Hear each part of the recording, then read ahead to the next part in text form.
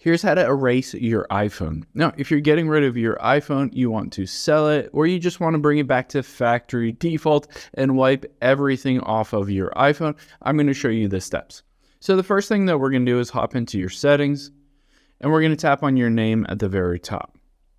Now, let's tap on where it says iCloud, and then you can see towards the bottom there's iCloud backup. Let's go into that. Now on here you can see the last backup was yesterday at 2:45 p.m.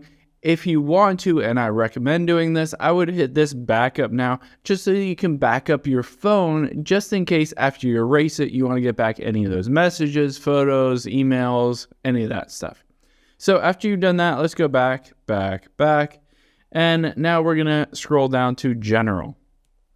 Now, once we're here, let's scroll down again, and we're going to hit on this transfer or reset iPhone at the bottom.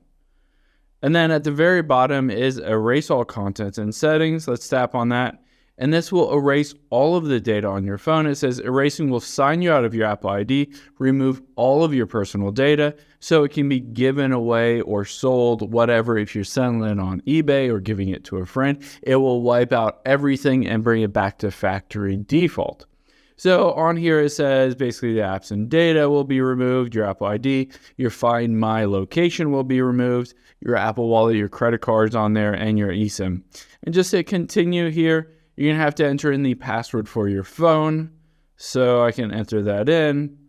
And now it will go through the process of uploading all of this data to your iCloud just to make sure that nothing is lost when you go through the process of basically wiping this entire phone.